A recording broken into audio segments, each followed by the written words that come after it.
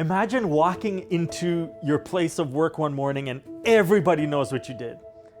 It's not a rumor, it's true. People talk behind your back and you can almost feel them judging you. You carry the heavy weight of shame and you're not even sure if there's any hope to fix your mistake. But if you could, you would do things all over again and do a few things differently this time. How do you move on when your past constantly haunts you? This isn't just about feeling that others are judging you. Often, the hardest critic of your past mistakes is yourself.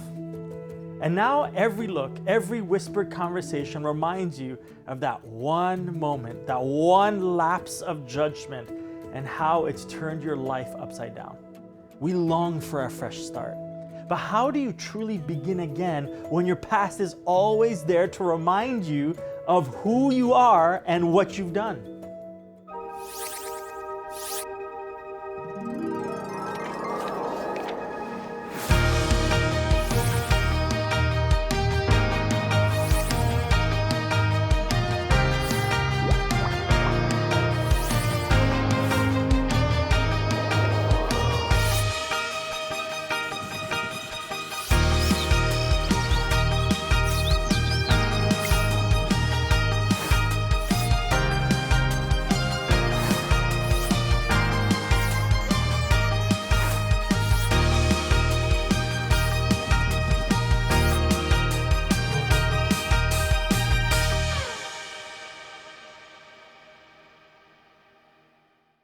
The morning light pours softly through the windows, spilling warmth across the kitchen. It's a peaceful morning, the calm before what will become a whirlwind. In this quiet space, the couple moves together with the grace of years spent in sync. They are ready for church. Each move, each glance, an unspoken affirmation of the life they've built together. She helps him straighten his tie, smoothing the creases in his shirt with tender hands. They don't need words to convey the trust, the warmth, the depth of love that defines their partnership. Everything in this moment feels unshakable. The bond between them is deep, it's real, and nothing can touch it. For them, this is the peak. The world outside, though, has other plans. In today's hyper-connected world, one misstep can feel like it follows you forever. Sometimes it's our fault. We posted something we shouldn't have. But sometimes all it takes is one person to say something about us, whether true or not, and it can feel like there's no way to outrun the shame. The internet doesn't forget, and the relentless pressure to present a perfect life adds to this burden. This creates a cycle where people can feel imprisoned by their past mistakes, unable to fully move forward. Brené Brown, a leading researcher on shame, once said, "Shame is the intensely painful feeling or experience of believing that we are flawed and therefore unworthy of love and belonging." She also adds, "Shame corrodes the very part of us that believes we are capable of change." This resonates so deeply for many of us who are stuck in regret, wondering if we're ever going to find a way forward. But what if the story didn't have to end with shame? What if instead of being defined by our worst moments, there was a way to turn the page? What if the weight of guilt could be lifted and we could walk into a new beginning with freedom and hope? These questions hint at a deeper truth that we will explore today. While our culture often offers judgment, I've found an alternative, something that can offer you a fresh start today, no matter what your past looks like. One morning, there's a crack in their perfect world. In his haste, her favorite perfume tumbles with a crash. The glass shatters, the sweet scent of lavender and jasmine filling the room, mingling with the sharp sting of a tiny but undeniable fracture. He freezes. She looks at him, eyes wide with surprise, but there's no anger, no frustration in her gaze. She smiles softly. "It's just a thing," she says, her voice warm.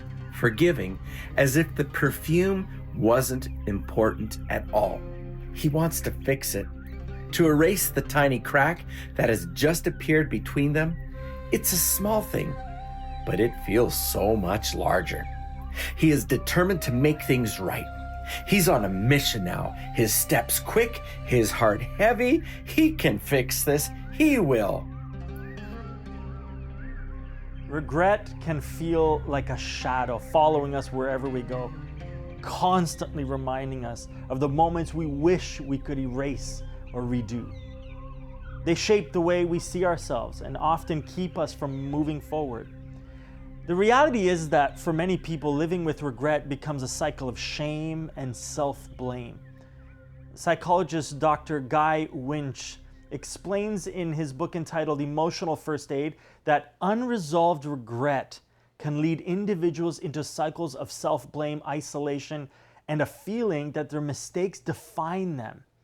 This emotional weight makes it difficult to move forward, as people often are left feeling undeserving of forgiveness or even a second chance. Today, this feeling is often amplified by social media.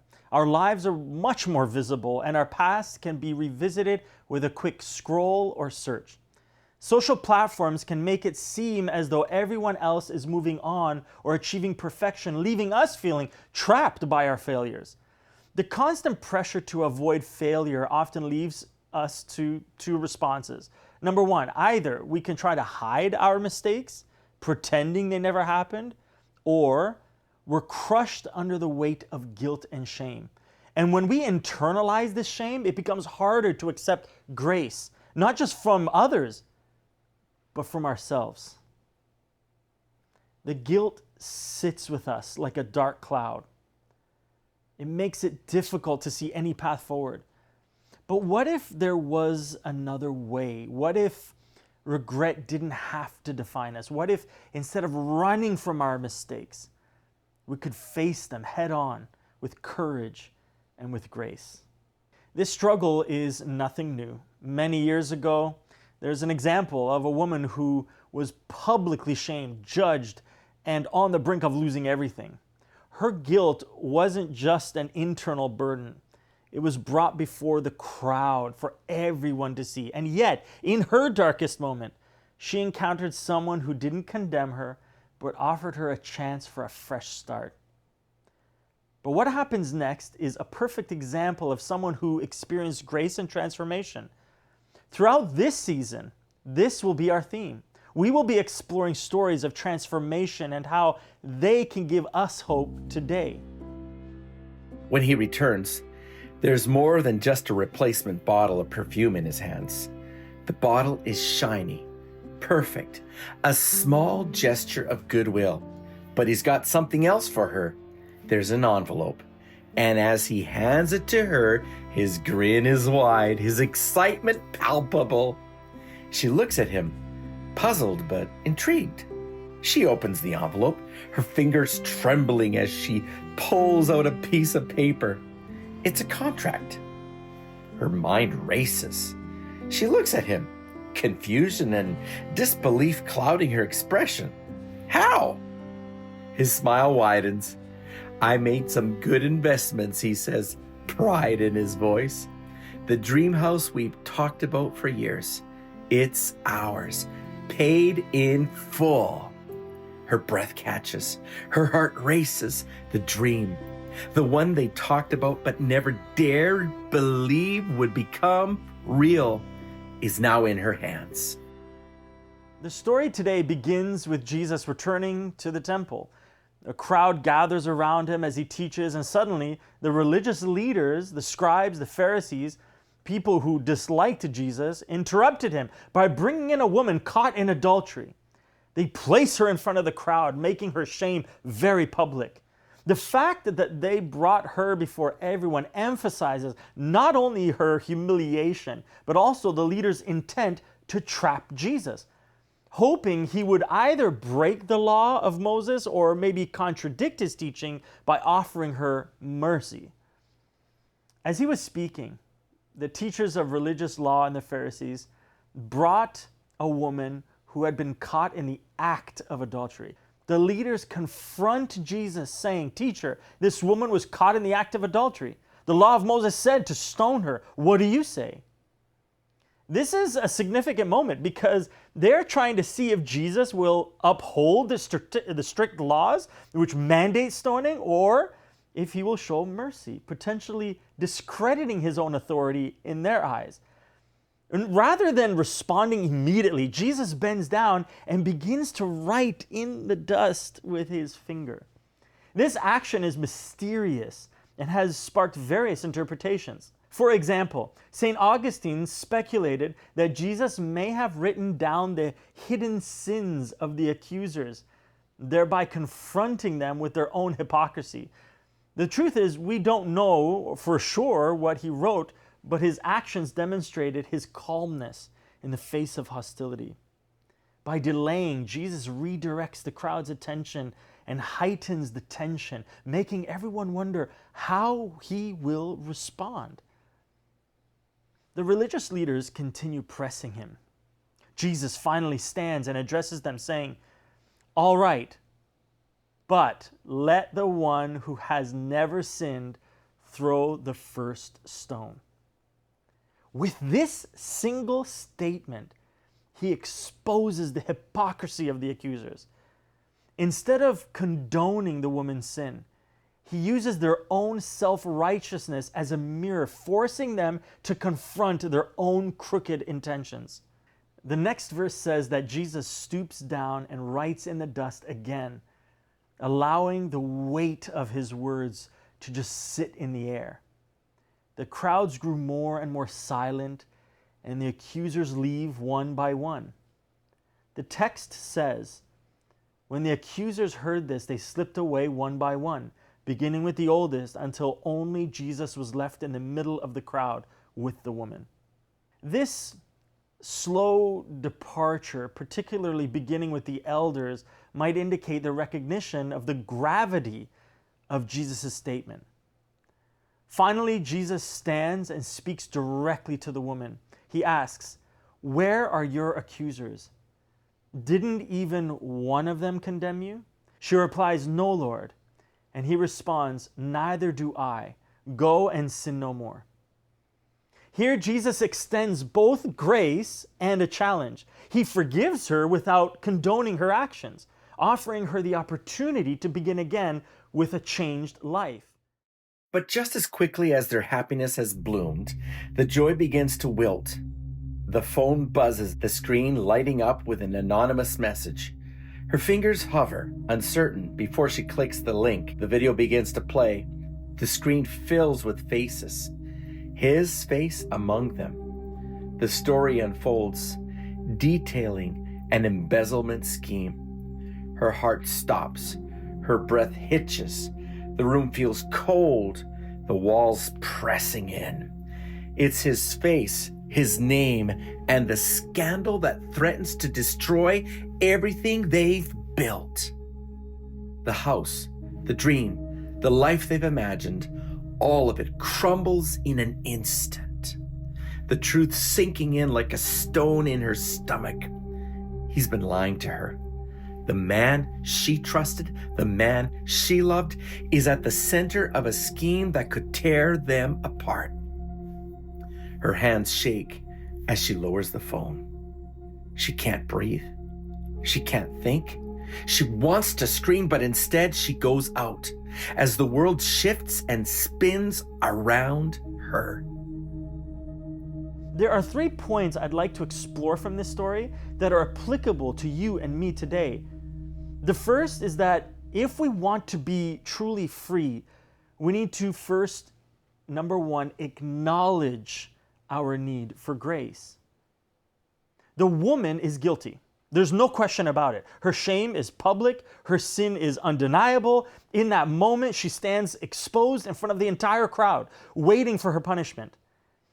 If you've ever been in that situation, you know that people usually do one of 2 things. Either they try to run and cover up their mistake, making excuses, blaming other people, trying to take the heat off of themselves in hopes that people will have pity for them or forget what really happened, while others admit that they were wrong.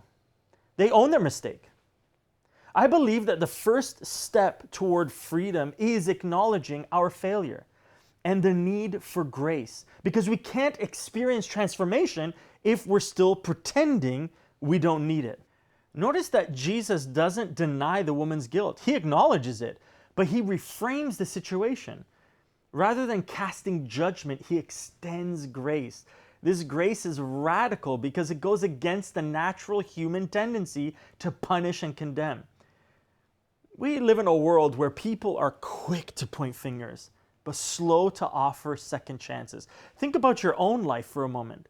When was the last time you were quick to judge someone, maybe a coworker who made a mistake, or even a friend who hurt you?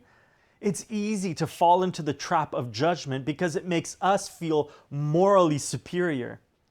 So Jesus flips this dynamic. He shows us that grace, not judgment, is the path to transformation.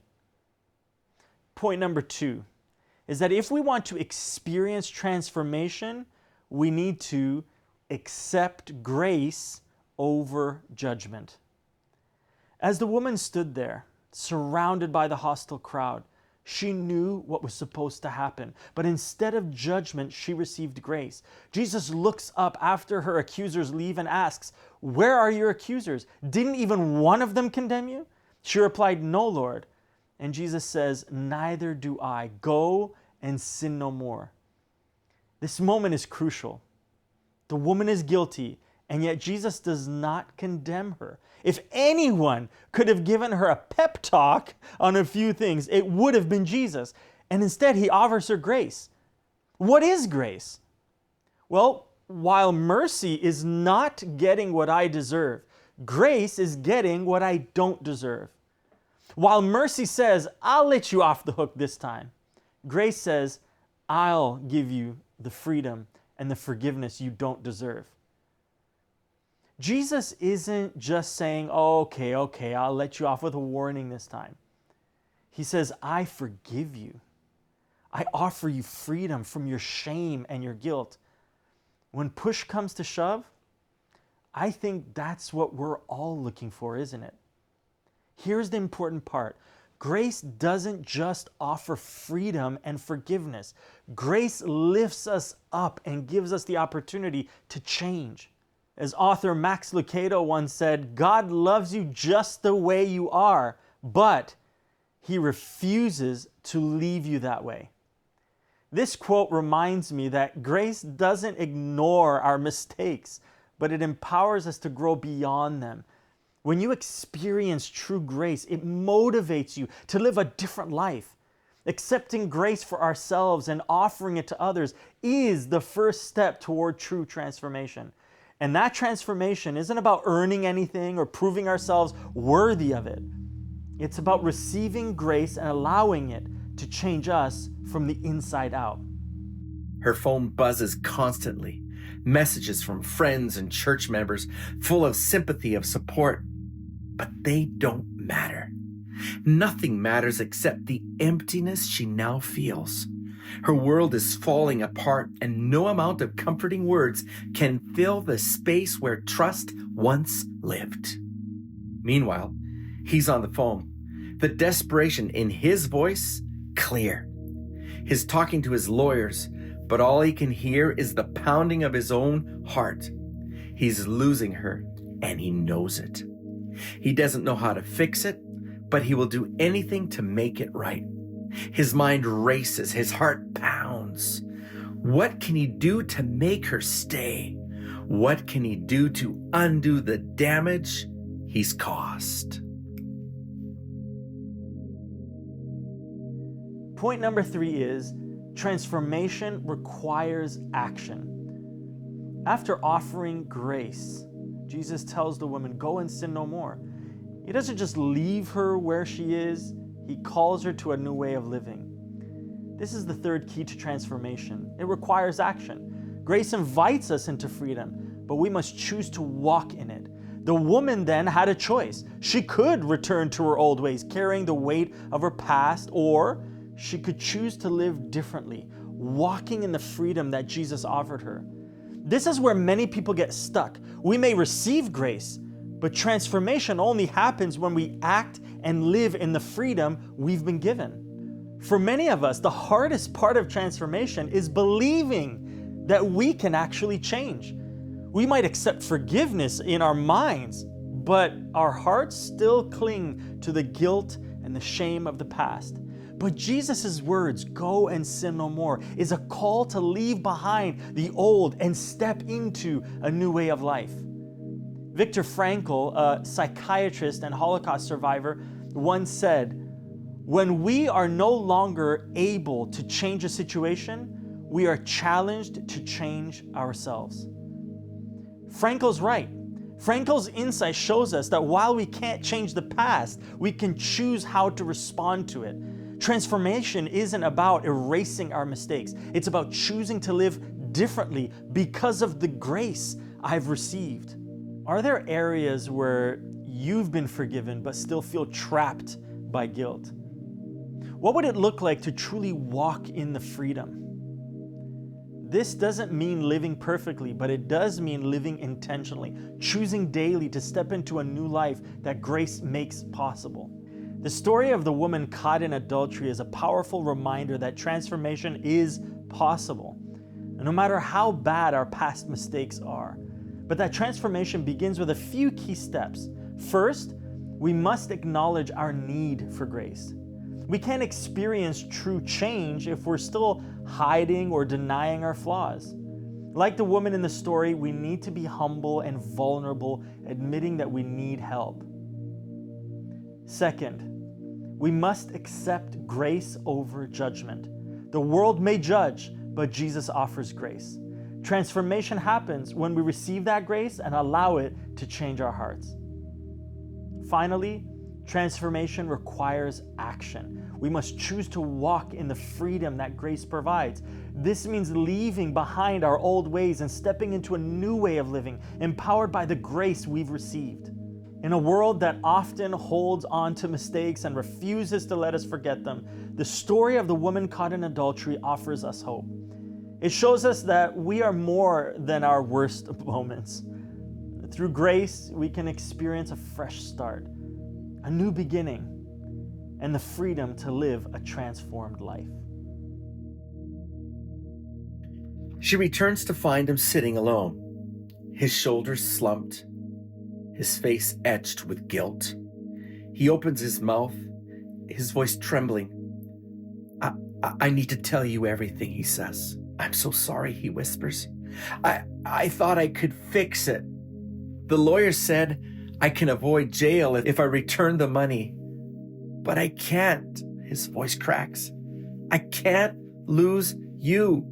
I love you. She walks to the kitchen, the calm in her movements betraying the storm inside her heart. She gathers the fruit and blends it into his favorite smoothie.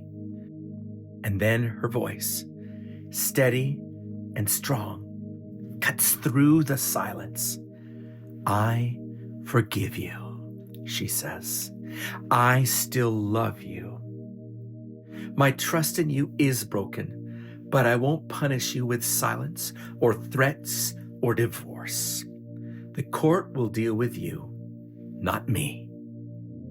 She places the glass in front of him, a small offering of grace. He looks at the smoothie. I don't deserve this, he mutters, pouring the drink down the drain. But she doesn't flinch. Forgiveness is mine to give, she says softly.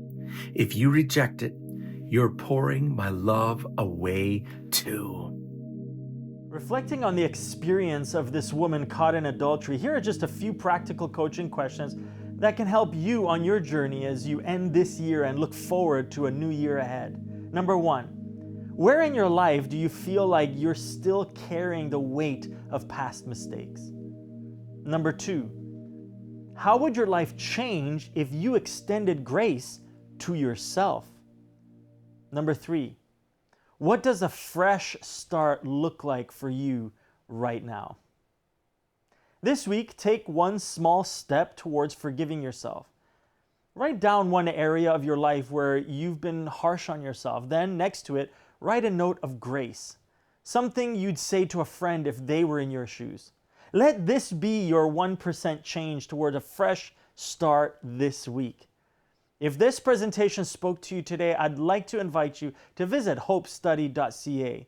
There you'll find an easy-to-use online Bible study platform with several interactive guides on a variety of topics like this one. Additionally, I'd love to stay connected with you personally. Follow More to Life on social media, where you can message me directly with your questions, prayer requests, or even updates on your journey. Whether you're searching for answers, needing encouragement, or simply looking for community, I'm here to support you. The church hall was filled with a quiet hum, soft murmurs that grew louder as they walked in. People moved aside, their eyes darting, his shoulders heavy, with the silent accusations he felt pressing against his back. The pastor appeared. Without a word, he guided them to a quiet room, a sanctuary from the storm of whispers. His silence spoke volumes before he finally addressed them.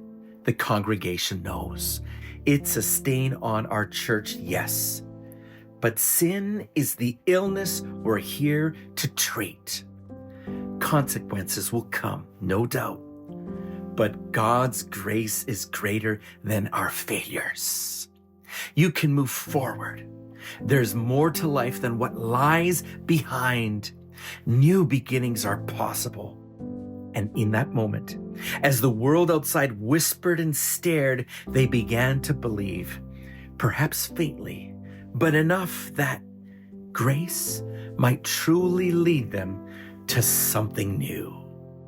And so as we welcome a new year, this story of the woman caught in adultery reminds us that we too can leave our regrets in the past. Just as Jesus lifted the weight of judgment from her, offering grace instead of condemnation, he invites each of us to begin again. This story is a powerful reminder that our mistakes don't have to define us. There is more to life than regret.